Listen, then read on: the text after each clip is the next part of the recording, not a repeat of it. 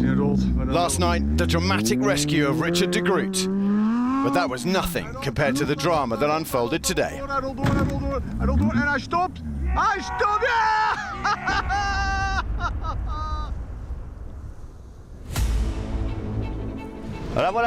So this is our 48-hour chrono stage, the big surprise of this Dakar 2024. Almost 600 kilometers, just dunes in the empty quarter. What makes it special is that it takes place over 2 days to cover those 600k. The stage is difficult and long, and we've decided that at 4 o'clock on the first day, everyone will have to get to one of the bivouacs we've set up along the route. They're very basic bivouacs, just a sleeping bag, a tent and military-style food rations, nothing else. They'll spend the night there and the next morning set off again to finish stage 6. Et les concurrents repartent pour terminer cette étape numéro 6.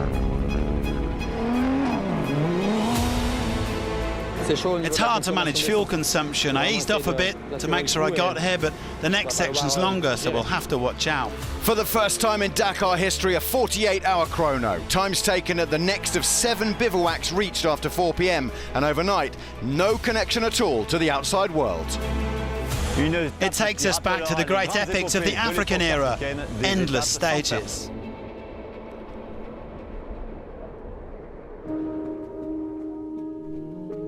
T'as pensé à prendre ta grosse anneau, mon chéri? Non, pas de grosse anneau, mais je pensais qu'ils nous allaient nous livrer. Un petit tour de cou. C'est une étape un peu charnière aujourd'hui. Pas du tout, c'est les vacances aujourd'hui. Hein, oh bah on est parti à Disneyland hier, déjà on a fait 500 km. Là c'est Disney World. Là. Et là c'est Disney World. Number 2 là. 600 bornes de dunes, franchement, on va y aller. Facile, hein? I think it's just going to be like a survival, so we'll see how we can do. Still kind of wanting to try and learn how it's going to work, but yeah, we can ride until 4 o'clock. So it's about all I know. Hopefully we can cover a fair bit of ground today, and then it'll be quite a small day tomorrow. My strategy for today is to just ride as long as I can until they force me to stop. But yeah, this is a strategy and a game plan that I think is going to be difficult for everyone to try and manage. I have a very good start position, so that gives me the opportunity to attack, and we will see. Sand as far as the eye can see and nothing but silence.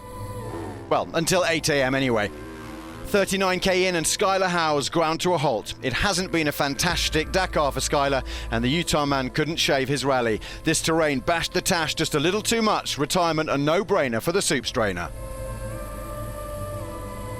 Was doing my best and trying to contact the team to see if there's anything I could do, but unfortunately I don't have the resources or tools out there in the desert to fix the issue. Joy turned to despair for yesterday's winner, Pablo Quintanilla. 12k before the first refueling, he ran out of gas. Running on empty in the empty quarter is not an option.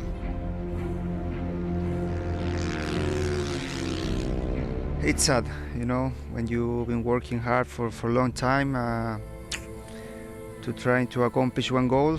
If you ever doubted what it takes and what it takes out of you, how much it means and how much it can crush you.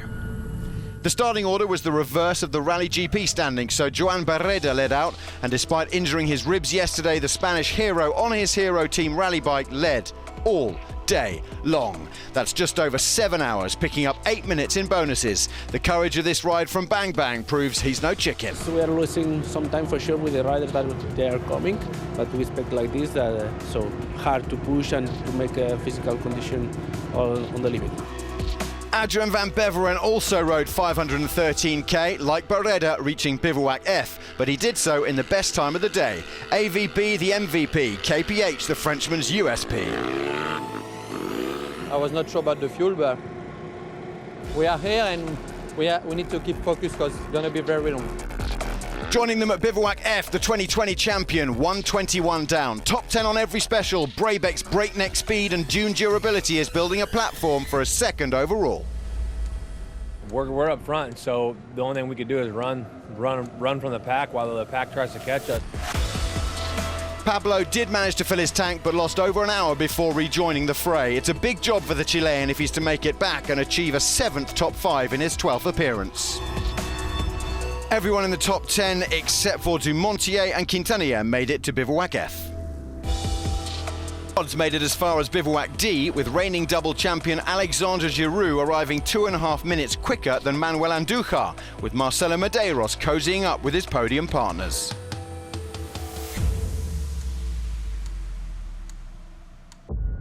And so to the ultimates, and this was another day with no assistance. But while driverless cars may be the future, BRX were taking it a bit far today, preparing for today's chrono. Still, if you can use the force to forge ahead of your rivals, why not, I guess?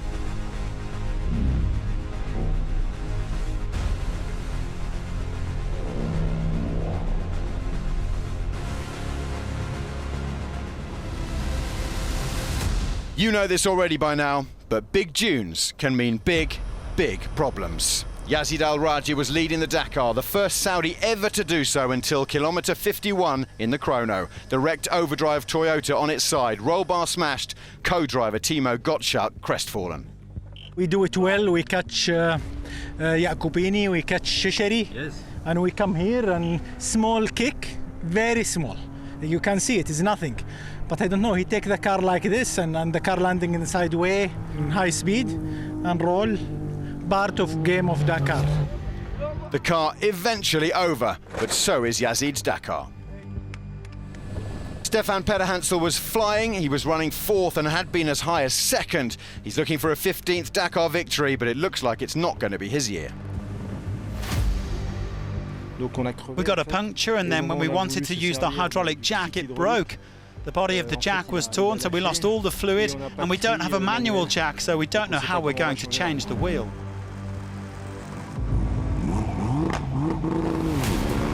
Remember how Seb Loeb took an intentional penalty yesterday to have more tracks to follow? Well, his gamble paid off to some extent. After 400k, he was third fastest, 5 minutes off the lead. But yesterday's 15-minute time loss is going to be a big hit to Loeb's hopes of a first Dakar title. Nasser was first out today, first on the sand, first over the Actually, not quite. Even for the 5-time champion, opening the road was a challenge. Gerland Schischerit had moved ahead, and soon Juan Cruz Jacopini caught the pro drive after he got stuck. The Argentinian had started 6 minutes later, but now the two were side by side, both following the tracks of Schischerit. Matthias Ekstrom wasn't happy with the driving and navigation yesterday, but was delighted at the changes to the setup. He says the car feels the best it has all rally, and it worked today. Ekstrom at the front all day. At 400k, he was lying second. But he was behind teammate Carlos Sainz, who was less than 5 minutes ahead, but the Spaniard phenomenal today. Al-Raji's shunt, Al-Attiyah struggles, and Sainz's pace means the 61-year-old is provisionally leading. And who would bet on him winning a 4th Dakar? Not me, that's for sure.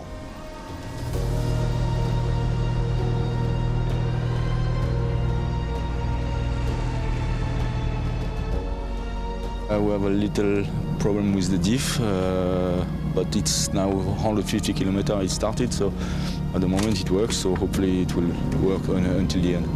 Hopefully it will work till the end. Not being funny, Seb, but you're going to need more than hope to get through 150 empty quarter June kilometres tomorrow.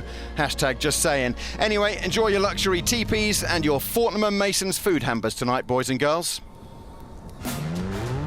No prizes for guessing who leads the way in the Challenger class. Eric Gottschalk, the youngest in the category, is smashing this rally to pieces.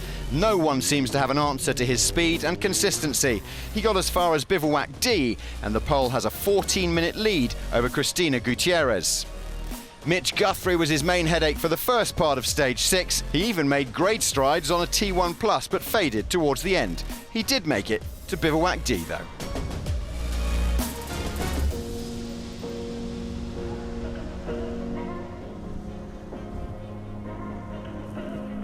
Guthrie and Gottschalk at Bivouac D, as are Contardo and Jones.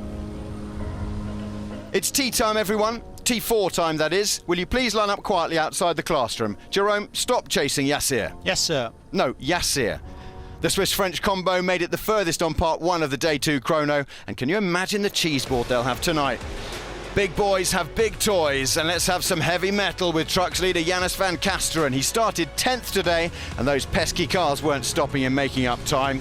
He did have some unfortunate punctures though, and Martin Macic took full advantage. By the time he stopped at Bivouac C, the Czech had put in around 40 minutes to van Kasteren and Aleš Loprajš.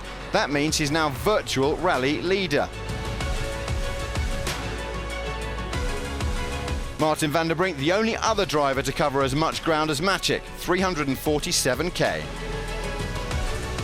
I had a lovely walk in the dunes this morning as well, but I suppose we'd better send the helicopter to collect this guy. See you tomorrow.